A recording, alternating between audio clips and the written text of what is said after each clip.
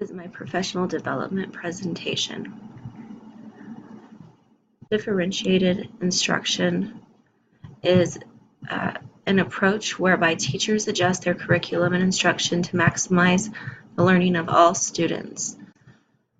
Differentiated instruction is not a single strategy, but a framework that teachers can use to implement a variety of strategies, much of which are evidence-based. So differentiated instruction is basically just providing instruction in different manners to meet the needs of all children, not using a one-size-fits-all approach. There are different ways that teachers can do this. You can design lessons based on students' learning styles, so you need to take into account that all students learn differently, and that some are audio learners, some are visual learners, some are kinesthetic learners. And then I listed examples here on what you could do provide textbooks for visual learners, listen to audiobooks, and then group students by shared interest, topic, or ability for assignments. So these are some more examples of different assignments that you could do for the same unit, but that would hopefully cover everybody's learning style and skill. I think that some students are going to be on the lower levels. Some will have some mastery, and then some will have high mastery. So for the lower level students, you could just ask them to remember and understand tasks related to the unit. Some that have mastery could apply and analyze the content, and then those with high mastery could evaluate and create content.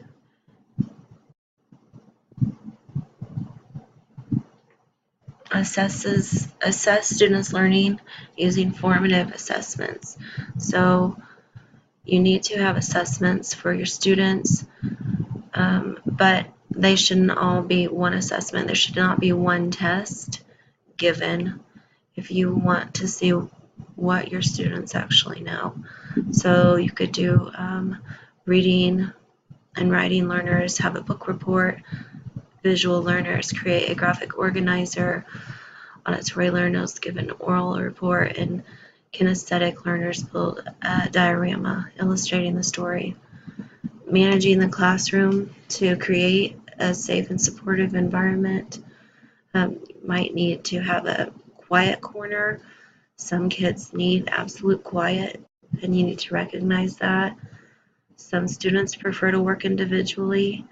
Also, some students do better working in groups, so you really have to adjust the classroom environment to make sure that everyone is getting a chance to experience their preferred method of learning. Continually assess and adjust lesson content to meet the needs of students. So you can't just start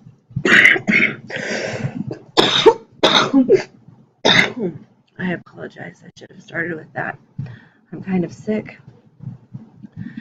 and I don't think I can go 10 to 15 minutes without coffee, so I'm sorry. Research shows that high ability students, as well as students with mild to severe disabilities, benefit from differentiated instruction. But you need to not just start with whatever you choose to do in your different methods and keep going with that and think that that's okay. You need to continually assess the lessons and make sure that the content is actually getting to the students and they're understanding it, and if not, then you need to change and try a different method. How do you prepare for differentiated instruction? Involve students in the planning process. Students are likely to be more involved if they get a choice or participate in planning and making decisions. If you have a unit on cell structure, for example, and you want the students to make a 3D model, it would be okay to let the students choose if they would like to create that out of Play-Doh, or maybe they would like to create it on their tablet using Minecraft, a video game, or maybe they would like to use I don't know.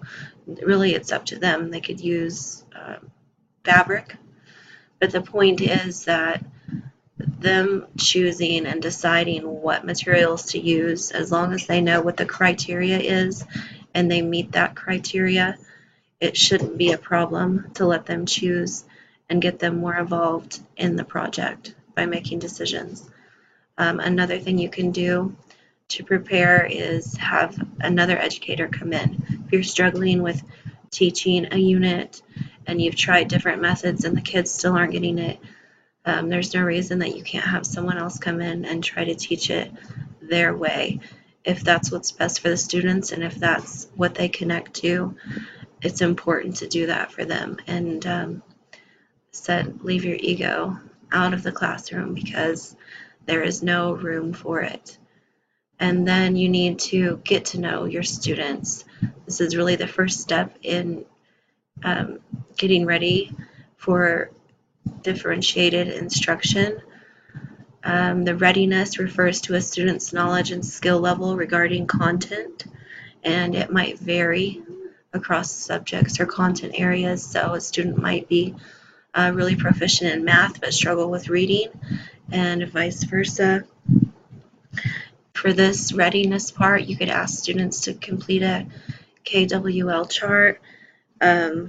You could view students' academic records and work samples. You could examine results of formal or informal tests to kind of give you an idea of where they're at academically in each area. Interest refers to topic, skills, or activities that a student is curious about or inspired by. So for this, you could start with classroom icebreaker activities so that you're getting to know the students.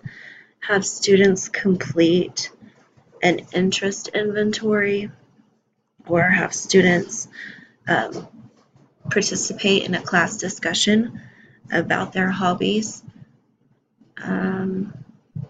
And then learning profiles refer to a student's preferred method of learning new information and to environmental factors that influence the student's learning.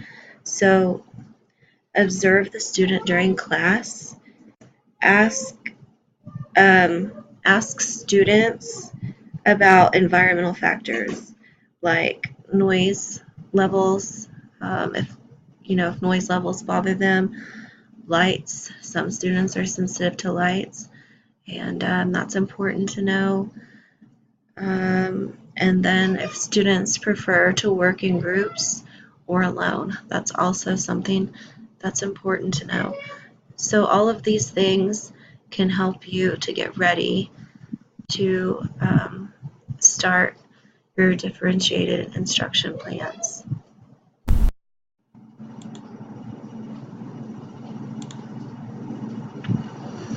Aspects of a differentiated classroom. So this one I struggled with a little bit. I mean, I know the idea of differentiated instruction, but what does that classroom look like? And I found a really good article and I thought explained it well. There would be a variety of reading materials for all different levels, not just one set standard reading level. Students would have access to other activities, physical or electronic. Students actively are engaged in learning in small group, individual, and whole groups. So it's not always individual learning, it's not always teacher lecture, but there's a variety for the classroom. may appear disorganized kind of threw me off when I read that, but I think it's just that when you have so many different groups, or hopefully you do, groups or stations or just different activities for the kids, it may seem a bit disorganized, but there is a method to the madness is the point, and it's very organized in reality.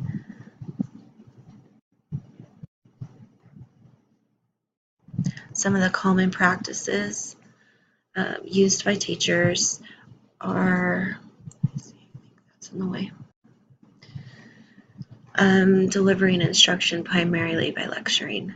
So a differentiated way to do this could have students come together and start the instruction or the lecture as a group, and then maybe break into smaller groups and process more of the information, and then come back together at the end of the time period and have them review as a group and kind of do this.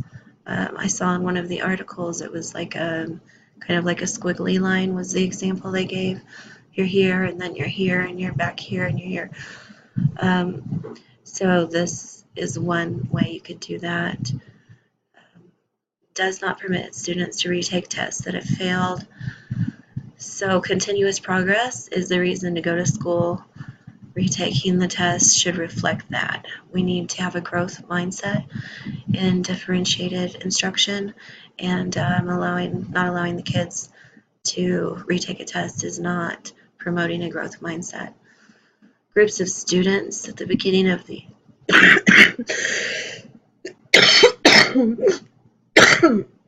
excuse me. At the beginning of the year, groups students at the beginning of the year based on previous year's achievement test scores.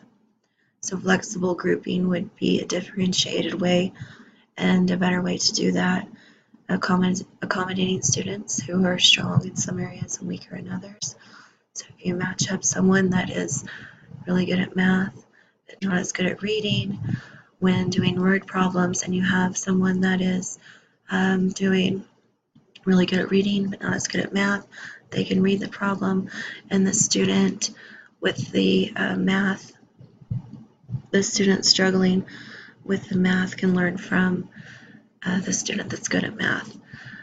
If you just group them based on the test scores, you're going to have two students that might be really good at math but can't read the word problem.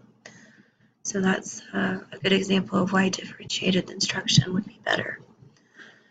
Gives bonus points for classroom participation. I think you should encourage all students to participate and just not give any bonus points. Some students may not participate for a variety of reasons. They may be extremely shy. They may have a fear of making a mistake and answering wrong. So just encourage and continue to encourage all students to participate. Gives a test every Friday.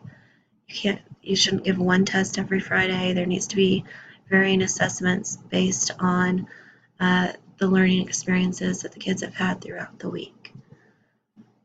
And then in conclusion, my final slide is of references and places that I use, some that you provided and then some that I found on my own for this project. Thank you.